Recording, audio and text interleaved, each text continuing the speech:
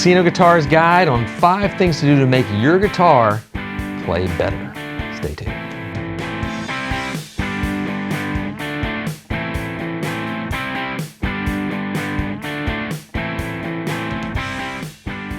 It's me, Baxter. And it's me, Sean. We're here to talk about guitars. No. And how to make them feel better, play better, sound better, work better. Be better. Thank you. You like that? Sound like that workout routine that was popular. The Something P90X? 90. Yes, that was like something P90X, 90. dude. It's just like that. Be better. Be better. We just made that up. Do better. You are the better. We're going to break right into it. So this is all going to sort of boil down to one major thing, but there's lots of little windows within inside of it. Let's start with number 1, a proper setup. Sean, break it down. So a good setup is going to give you all the things that you need out of your guitar, right? A setup is the basis to which your guitar plays, right? How well does your guitar play? How high is the action? If you don't know what the action is, that's the distance of the string from the fretboard. That makes a huge difference whenever it comes to the playability of your instrument, Yes. the buzz out factor of your instrument, whenever you go to bend, the intonation of your instrument, for it to even hold tune properly as you go up and down the neck. By the time that you get at the 12th fret, and I'm surprised at how many people don't know this, whenever you go all the way up there, sometimes it's out of tune. I don't worry about that in general because I'm the weird guy that's like, Well, you bend notes into tune because you're amazing. No, I'm not. I'm just Yes, I learned you on are. bad guitars. I'm not going to let you run away That's how from it this. works. He's great. What's that little metal rod that's in the middle of that guitar neck? Well, that's your truss rod, right? And that goes back to that action thing. Yes. It bends the neck this way or that way, right? So depending on how you do that, it's going to get your action closer to the fretboard, but also it's going to make certain areas of the guitar play better or worse, depending on which way you go. Let me jump in on the truss rod. I think that's a thing you can actually do yourself. I agree. And now, with that being said, you can also snap the truss rod or your neck. So don't be going like Rambo style. It's just small little turns. It'd be like, just do a full half turn. I'm like, no. Quarter it's like turn. Boop. I don't even do quarter ones at first. I'm like a little baby. I'm like, dook. Sometimes a quarter turn. Yeah. No, The most I'd ever do if like it's super, just taking a little ski slope for you. Yeah. As I might do the whole, I don't know, but just be careful with it. But you can do it. It's not impossible. You can do it. I would say definitely just look up a quick video on it. There's a ton of great videos where they showcase that. I'm sure Derek can add a little clip in even of us. Every once in a while, I find myself still looking up videos on basic things just to be like, what's the newest take on this? Just to refresh it. Is somebody doing something different that I've been doing for the past 30 years that I can maybe learn? Case in point with that, I didn't know this until I watched a couple of amazing luthiers do it, where they'll turn a truss rod and then they actually grab the neck and get a little handsy with it to help it adjust. That was horrifying. It is a little horrifying, but once you see it and you feel it, you're like, You do realize this is a working machine that you can work on. Yes. Number 2, fresh strings. Don't do that. Put new strings in your guitar. Don't be afraid. Yeah. So it's simple. I know it seems dumb, but you gotta look at multiple things in there. Mm-hmm. The string gauge. String It gauge. matters dramatically. Certain guitars interact with certain string gauges better or worse. Like a Jazz Master is going to take strings differently than a Les Paul does. Absolutely. Like very differently. Yep. Like I would probably put a set of 9s on a Les Paul, no worries, no problems at all.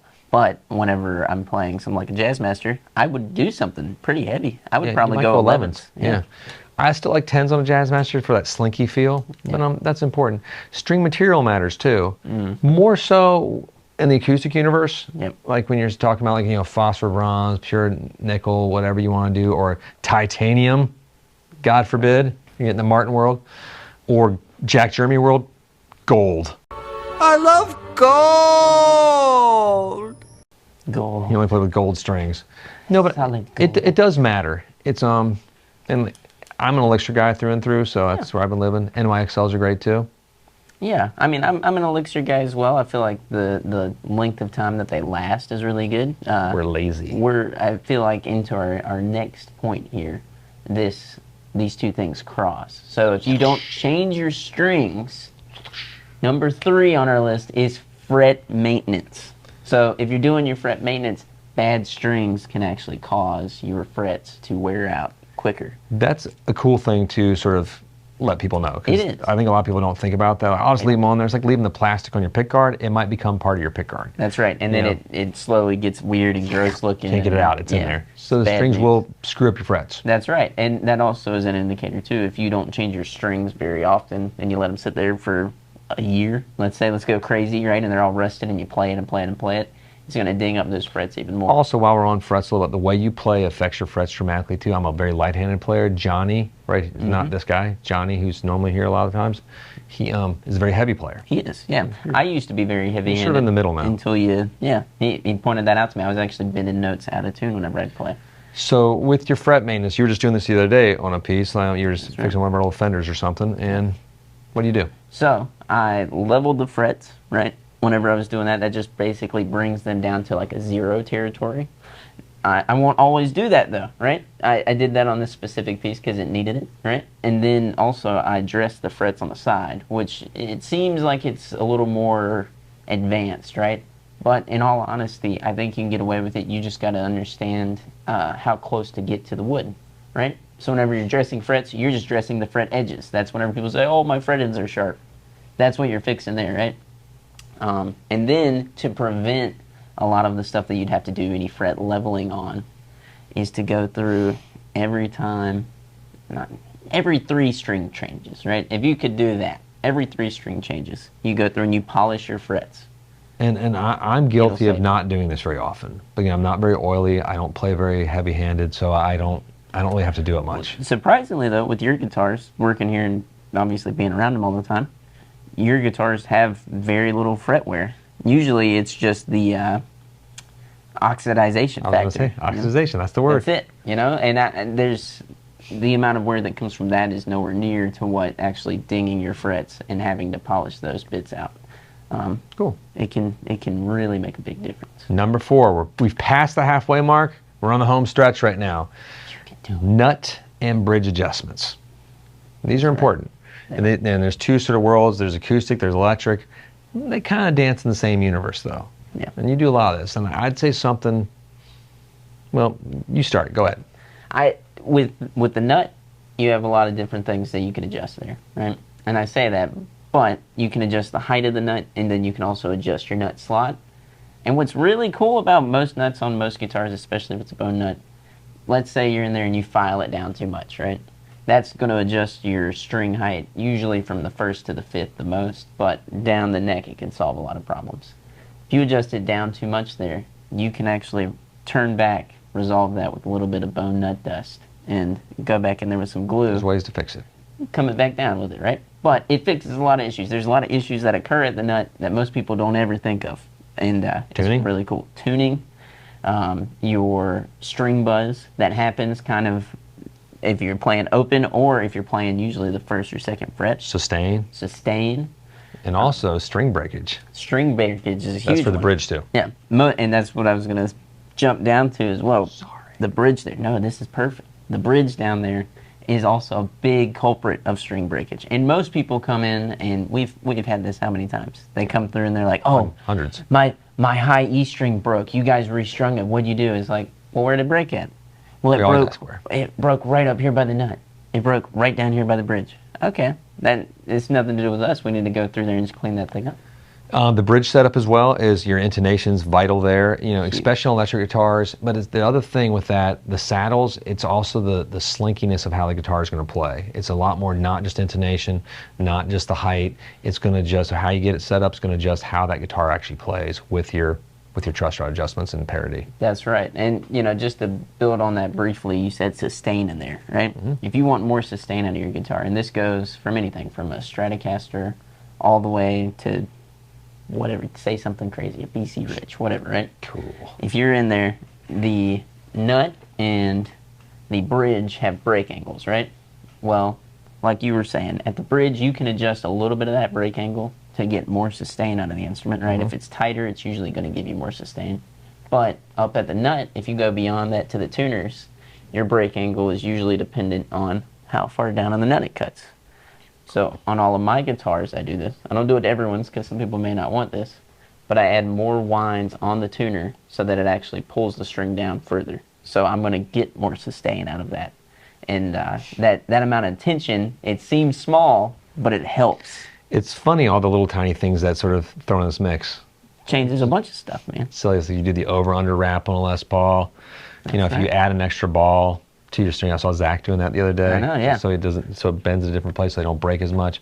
So many tricks. Just if you got questions, just reach out to Jonathan Robinson on his channel alone. Just inundate him with it. Okay, number 5. We're at the finale. Plus maybe one bonus. Electronics and hardware check. That's right. Now, there's lots of things. Now, we're just talking about, electric guitars back, or your acoustics if you have electronics in it, but you got to check the pots and switches. Pots and switches, they'll usually be scratchy. I've seen people who just assume, oh, that means they're bad, I need new ones. No, usually you can clean them up just by... Nothing. You don't need to deox it. You just do this. If you do that, and then on top of that too, angle your guitar. Think about the fact that there's an open slot on that pot, and dust gets in there, but it can also come out of there. If you angle it right. It does come out. So I'll turn it different ways, and we'll roll them. Isn't that funny? It fixes it. It's like a vacuum cleaner. Yeah. It has all sorts of stuff in your guitar. Pickup height. Pickup height is huge. Big deal. And we were just dealing with that with our Jaguars yesterday. Like you sort of set them up all the same, but the pickups are different. They are. Even if they're made in the same year, there's like a 63, 4, and 5.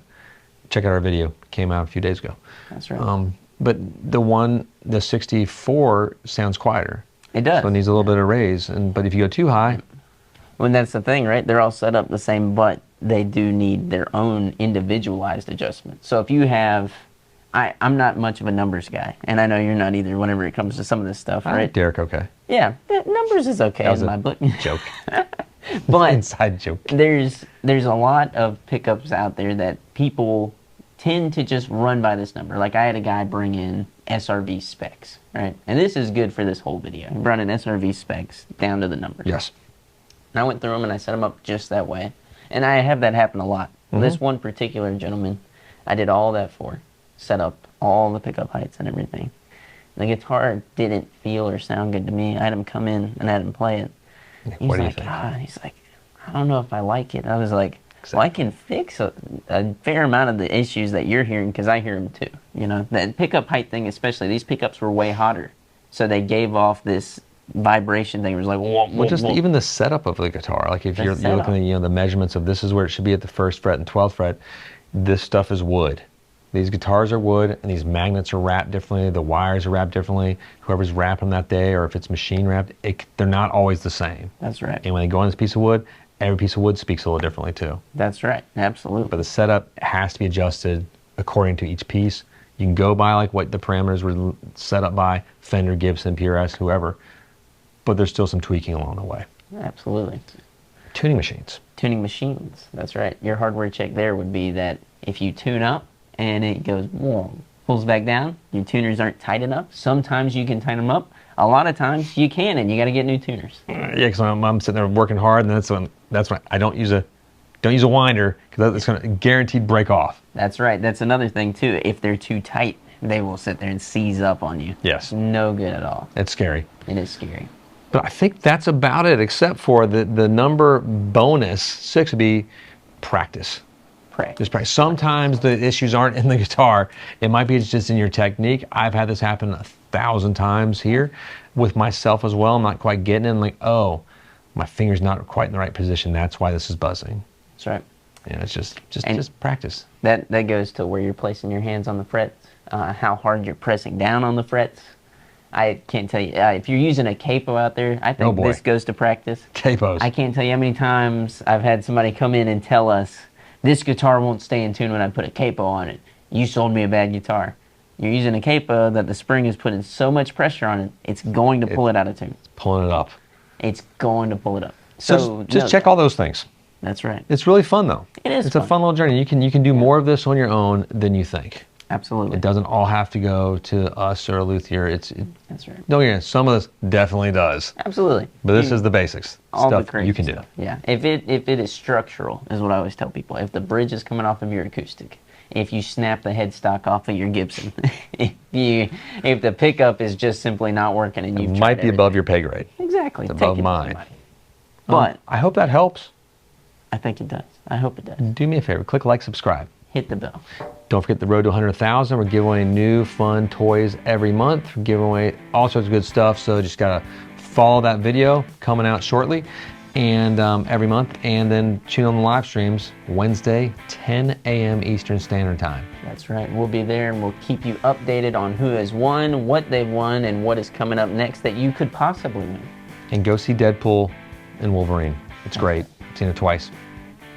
It's funnier second time. Killer. I'm not going to give you spoilers. Gotta see it. Peace.